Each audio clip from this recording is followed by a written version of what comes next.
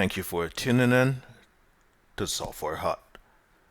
Now, today I felt it's necessary to take a look at a security oriented Linux distribution. This one is called Parrot OS. Formerly, I think it is Parrot Security OS. This is a Debian based Linux distribution. Uh,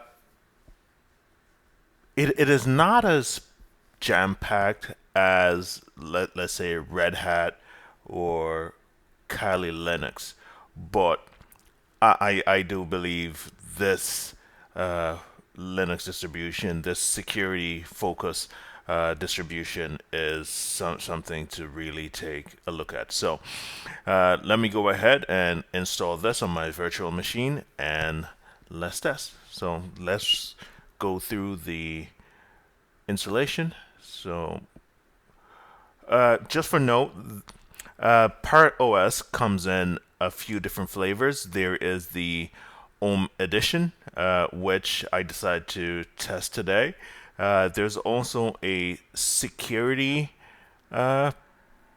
Edition. I'm really not sure what the difference is, but I do intend to test both the Home Edition, as I'm doing right now, and later on I will be testing the Security Edition. So as for desktop environment, the Home Edition comes with MAT, KDE, and Xfce. Xfce is only available in the Home Edition only. For the purpose of this test, I'll be using the Xfce version. Okay, so let's go ahead and install.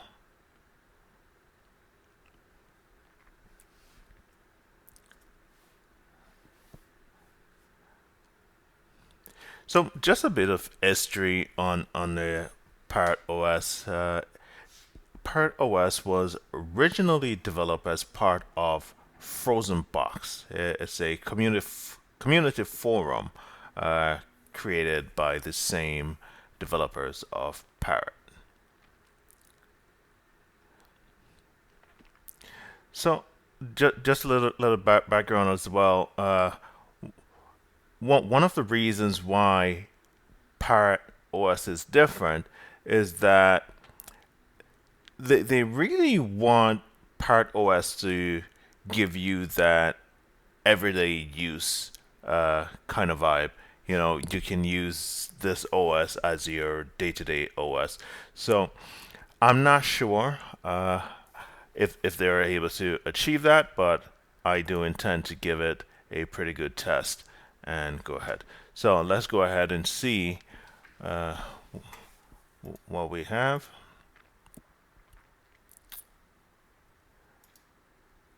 For development tools, we got Genie.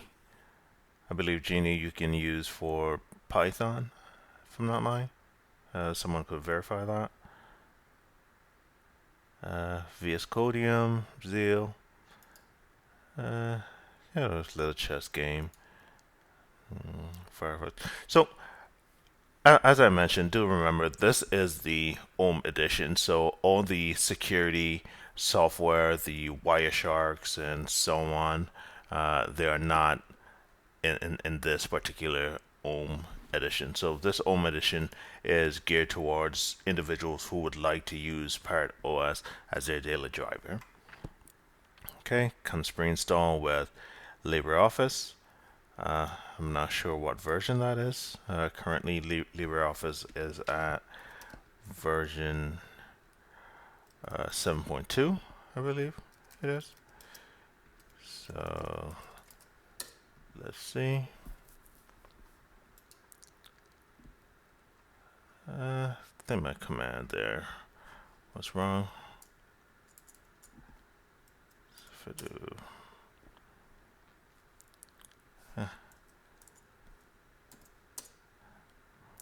So as you can see, it really varies. Okay, there we go. So it is actually using the latest version. It's also showing that the single dash version is deprecated. So if one wants to use a double dash, okay, there we go. So it is using the latest version of LibreOffice 7.2. That's pretty nice.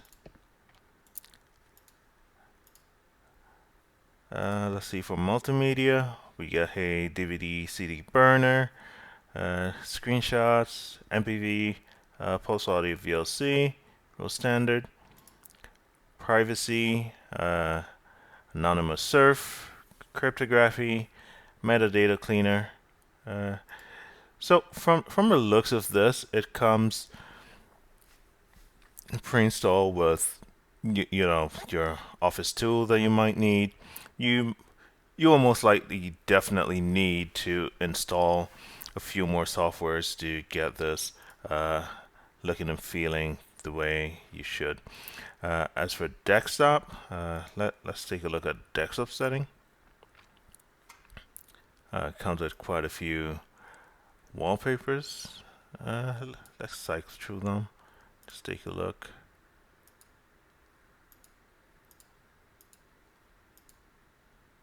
Ah, this is a really nice one. I like this one. Yep, I like this one. This is a really nice one. It's a nice wallpaper. Huh, it's a cool one too. Let's just cycle through them real quickly. Let's take a look at what they have here. Okay. Huh, it's a beautiful one. I'll leave this one. Okay, for menus.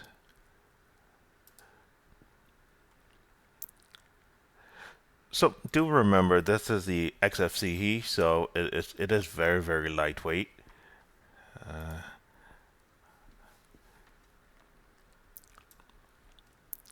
Or File Explorer, real standard.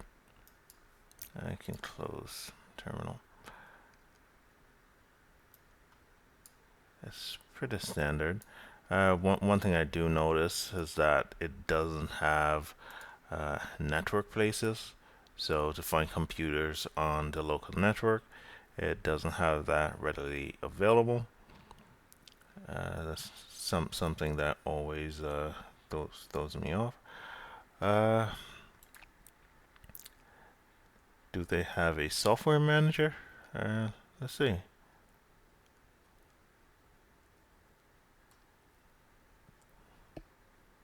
So from the looks of it, there is no software manager pre-installed. So I would suggest if you're going to use this, then you would actually go ahead and try to install your own software manager to be able to install and uninstall apps, applications fairly easy. Or if you're a more technical user, you can always just install your applications through the command line using the sudo apt install command. Okay, see we have Ramina. I really like this. Personally, I do use Ramina every single day on my primary system.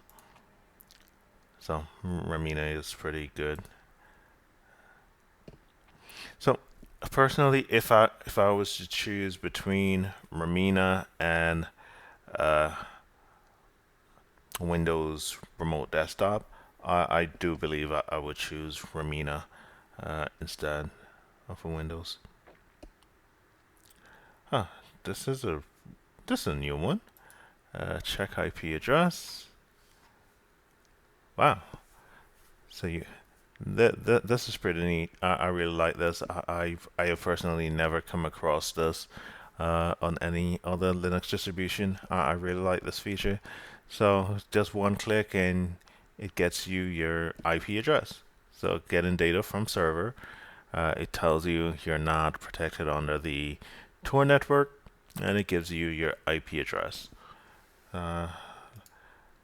Let's try to match that up. If config, Uh, well, it doesn't give the virtual machine IP address, it gives the public address, which is pretty neat. Alright, let's see if we have some of these commands installed. Yep, we have htop. Really like that. We have btop. No, we don't. Alright, let's take a look at some of the other applications that they have in here. Anonymous surf, a Trill document viewer,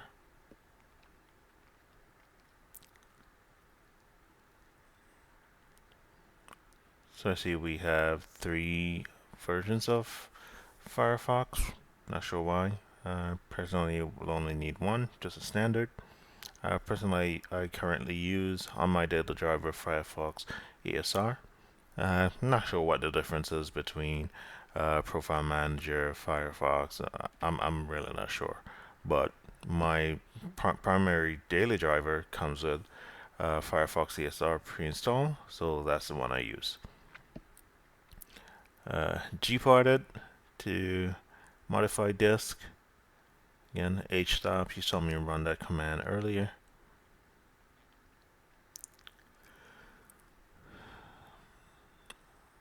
Okay, onion shared is a part of the Thor. I think I did see Thor browser somewhere there. It comes to the root terminal, so I'm assuming it opens as root, as it says right here in the comments. Opens as root. It has so many terminals. Terminal emulator, terminator. It's too much for me. Okay, we have Tor. So Tor browser, if you are trying to keep your IP address hidden, Tor browser is one to use. I am in no way, shape, or form encouraging any illegal activities using Tor browser. This is just a note for educational purposes only. Alright, as you see again, we have Xfce Terminals. This for me is really packed with a bunch of unnecessary applications. This is way too many terminals on one distribution for my liking. So for a lightweight user though, I do believe this is pretty decent.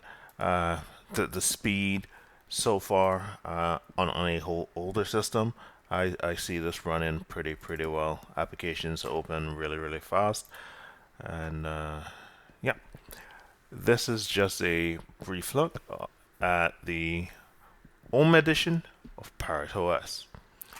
Hopefully, I will see you guys in the next one.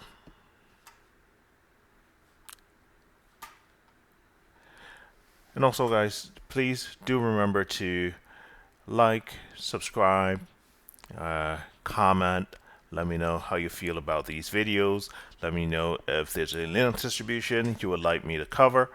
I did get a request to cover, I think it was Instant OS. I haven't gotten a chance to take a look at that one yet, but I will be taking a look at that as soon as I get the chance, and I will be uploading that video really soon. But if there's a Linux distribution you would like me to cover, please comment, let me know.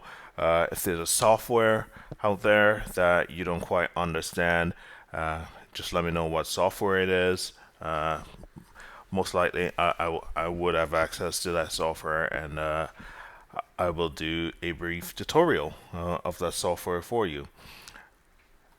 As the name suggests, this is Software Hut. I'll see you in the next one.